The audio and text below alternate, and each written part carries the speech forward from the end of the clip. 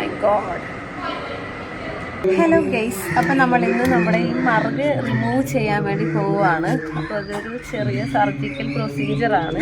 അപ്പോൾ ഇത് just laser treatment ചെയ്ത് മാറ്റാമെന്നാണ് പറയുന്നത്. പക്ഷേ ഇത് ഇച്ചിരി ബൾജ് ചെയ്ത് നിൽക്കുന്നതുകൊണ്ട് ചെറിയൊരു മൈനർ രീതിയിൽ സർജറി ചെയ്യേണ്ടി വരുമെന്നാണ് പറയുന്നത്. അപ്പോൾ നമുക്ക് പോയിട്ട് വന്നിട്ട് കാണാം ഈ ഫേസിൻ്റെ അവസ്ഥ.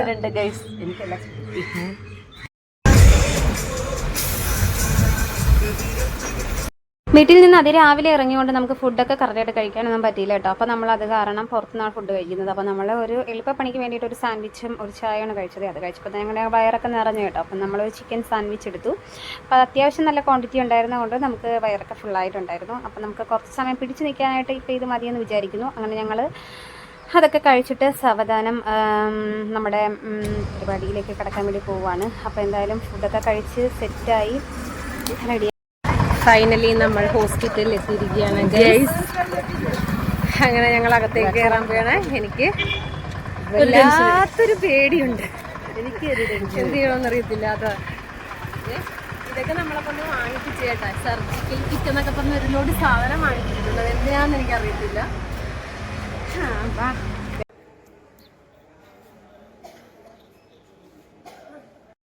ഞങ്ങൾ ചെന്നപ്പോൾ അത്യാവശ്യം തിരക്കൊക്കെ ഉണ്ടായിരുന്നു കേട്ടോ. പിന്നെ നമുക്ക് ഡേറ്റ് തന്നു വിട്ടത് കൊണ്ട് നമ്മളെ അകത്തേക്ക് കയറ്റി വിട്ടു.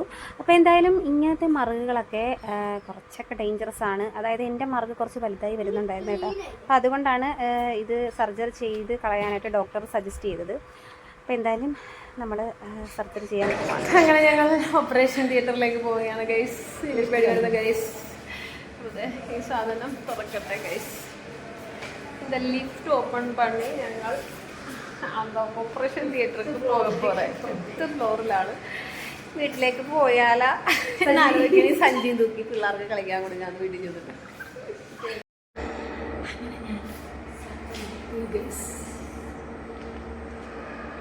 പേടിച്ചരണ്ടിരിക്കുക. കൈയൊക്കെ മറ്റേ മരവിച്ച് ഗ്രീസറി വെച്ച്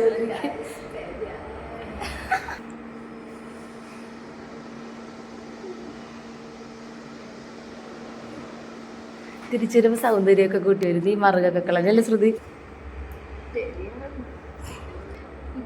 പേടിയാണ് എനിക്ക്.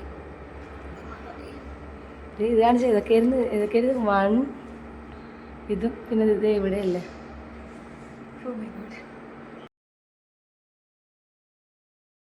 ഈ മറുകൊക്കെ എടുത്ത് ഇനി ബയോപ്സിക്കൊക്കെ അയച്ചിട്ടൊക്കെ വേണം നമുക്ക് പോകാനായിട്ട്. അപ്പോൾ എന്തായാലും ഞങ്ങൾ അകത്തേക്ക് കയറാൻ പോകണം. ഞാൻ ഇത് നേരത്താണോ ഈ പണ്ടാര മറുക് എൻ്റെ മുഖത്ത് വന്നതെന്ന് എനിക്ക് ഓർമ്മയില്ല കേട്ടോ. എന്തായാലും അത് വലുതാകാൻ തുടങ്ങിയപ്പോഴാണ് ഞാൻ ശ്രദ്ധിക്കാൻ തുടങ്ങിയത്. അപ്പോൾ ശ്രദ്ധിച്ചപ്പോഴാണ് ഇങ്ങനൊരു പണിയുണ്ടെന്ന് ഞാൻ അറിയുന്നത്.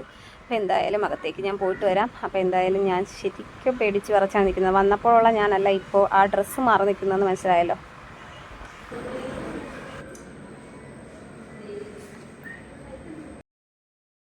കാവടി തുള്ളിപ്പോയാൽ ഞാനാണ് ട്രാജഡിയായിട്ട് നിൽക്കുന്നത്. ഇപ്പോൾ കണ്ട എൻ്റെ അമ്മേ, ഇത് കഴിഞ്ഞപ്പോഴുള്ള എൻ്റെ അവസ്ഥയുണ്ടല്ലോ, ഒരവസ്ഥ തന്നെയായിരുന്നു. എന്തായാലും ഞങ്ങൾ എല്ലാം കഴിഞ്ഞ് വീട്ടിലേക്ക് പോവാണ്.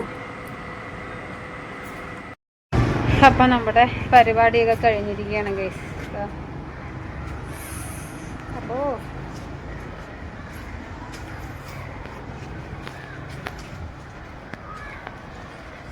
ഇതാണിപ്പോൾ അവസ്ഥ. നമ്മുടെ പ്രൊസീജിയറൊക്കെ കഴിഞ്ഞ് നമ്മൾ വീട്ടിലേക്ക് പോവാണ്. ഇനി 3 ദിവസം കഴിയുമ്പോൾ ഇതെടുത്ത് മാറ്റാം. അതിനുശേഷം നമുക്ക് ബാക്കി കാര്യങ്ങൾ കാണാം. ഇത് 3 ദിവസം കഴിഞ്ഞ് നമുക്ക് തുറന്ന് കാണിക്കുന്ന ചടങ്ങ് നമുക്ക് സ്റ്റേ ട്യൂൺഡ്. അപ്പോൾ എന്തായാലും ഇന്നത്തെ വ്ളോഗ് ഇവിടെ അവസാനിക്കുകയാണ്. ഇതിൻ്റെ അകത്തെ അവസ്ഥ എന്താണെന്നുള്ളത് പിന്നീട് നമ്മൾ അറിയിക്കുന്നതായിരിക്കും. അപ്പോൾ എന്തായാലും ഇന്നത്തെ വിശേഷങ്ങൾ ഇത്രയേ ഉള്ളൂ. അപ്പോൾ എന്തായാലും വെയിറ്റ് ആൻഡ് വാച്ച്. Bye.